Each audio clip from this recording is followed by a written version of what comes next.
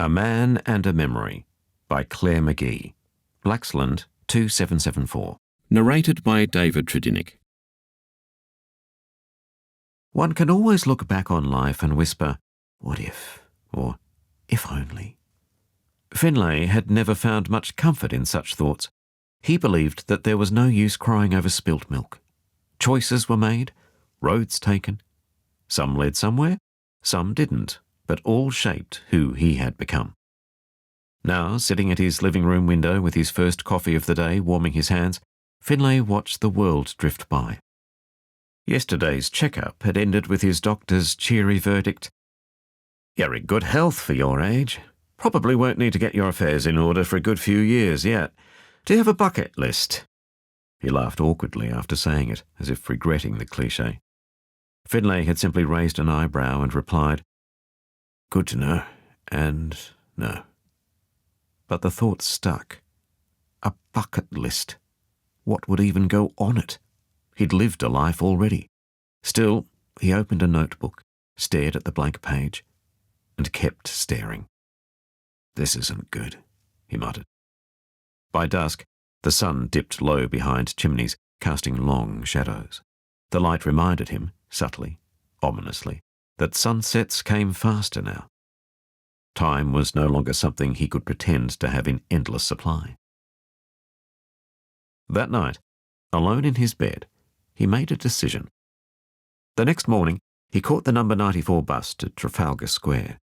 Finlay enjoyed the 40-minute ride. He'd always preferred buses to trains, more to see, more life to take in. People rushing from one place to another, tourists laughing loudly, workers, once freely smoking in buildings, now standing outside, huddled in designated corners and chatting whilst enjoying the hot summer day. He remembered a time when he'd been like them. As the bus turned into the square, Nelson's column rose ahead. The 4 bronze lions stood watch as they always had. He smiled. As a boy, he used to stand before them, silently willing one to nod back. They never did. He walked slowly, deliberately. The National Art Gallery came into view, its entrance now guarded. Long lines, security tighter. Not like before, he thought. Not like when Dad used to bring me. Those trips were magic, not just for the art, but for the time. His father, a keen amateur painter, would guide him from canvas to canvas, narrating stories behind each stroke. The technique, the patron, the politics, all hidden in the pigments, the colours, the talk about particular paintings and the artist who had created them. It wasn't just education, it was connection. A bond forged in brushstrokes and quiet reverence. Now, protests interrupted the silence. Guards eyed everyone with suspicion. Finlay understood the passion, the urgency of modern issues, but he also mourned the innocence that once filled the halls. He missed the simple awe, the reverence for beauty.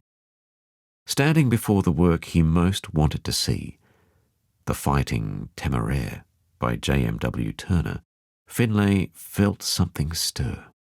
The soft interplay of light and shadow, where oil and watercolour met with masterful tension, seemed to reach through time and touch something inside him. Then and now.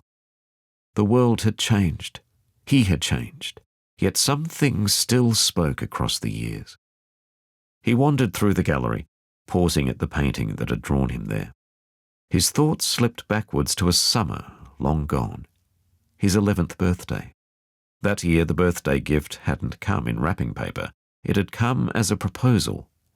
A journey across part of England, retracing the footsteps of Turner himself, visiting the sites that had inspired his works.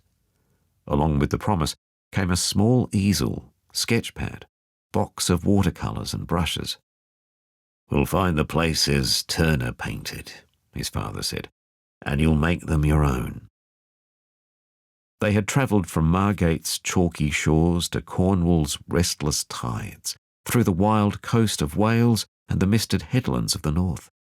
Finlay had drawn furiously. his childlike hands mimicking the master's brushstrokes. His father always with a word of encouragement or a flask of tea. The sea, always the sea, vast, imposing, unknowable.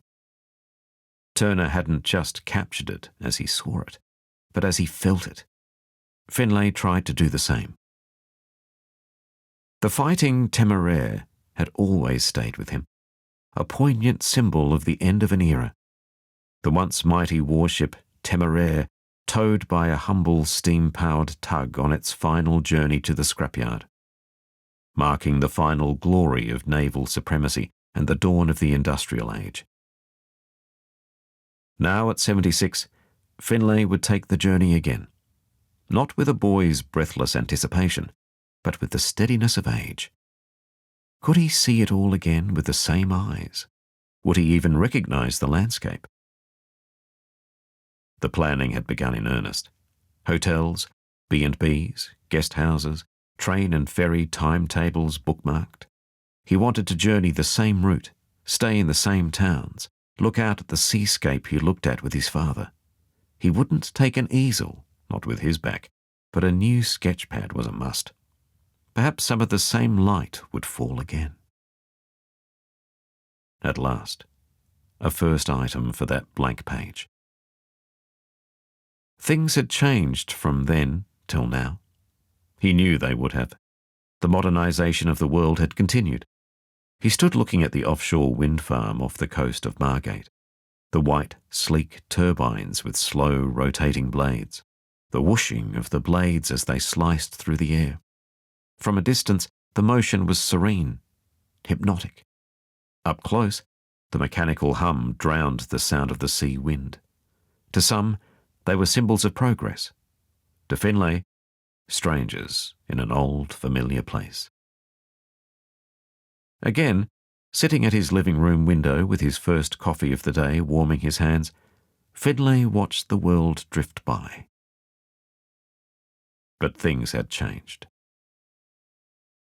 A boy and his father. A man and a memory.